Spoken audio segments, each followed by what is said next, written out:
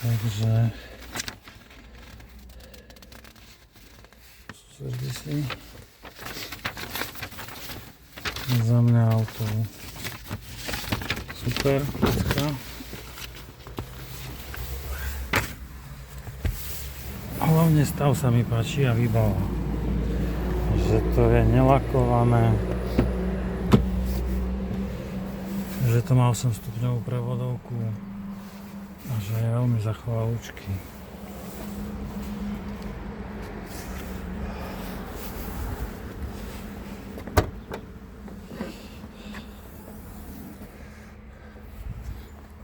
Brzdy to má ešte asi pôvodné, lebo trošku cítiť ranku, ale na ceste absolútne krásne to brzdilo, bez jedného zatrasenia, takže aj keď brzdí človek, že má to ranku, nič to netreba riešiť zatiaľ. Pri nejakom servise možno pozrieť. Prevodovka radí, no tá prevodovka, to vyslovene odporúčam, ten 8 stupňový, to ani nebolo cítiť. Ani nebolo cítiť preradené, ťažné, mal som ho vonku, to tam ani nič na to nedával. To som si len, toto tu je, ups.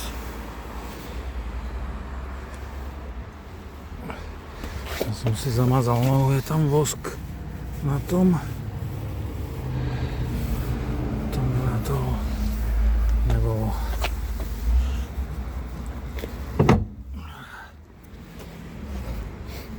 Tak keby všetky také boli auta, väčšinou keď je taký problém, tak to nemám záujem ani natáčať.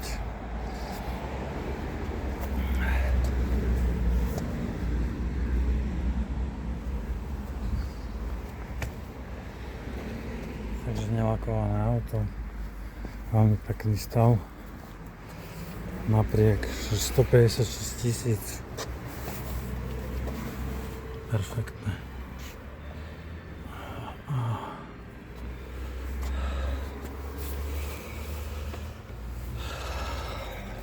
Pekné, čisté, nepoškrabané auto.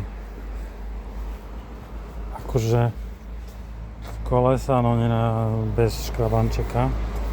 Takže šofér sa vyznamenal.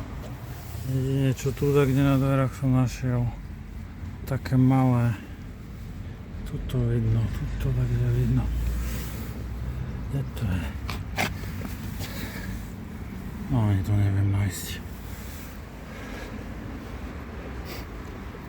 Taká malá odreninka tam bola bez poškodenia laku, také na parkovisku, tak do dverami trcol po hrane a bolo to tam trošku vidno pri lampe, keď som lampou svítil. Takže za mňa auto prešlo, to sa bude ťažko jednať. To rovno môžem povedať.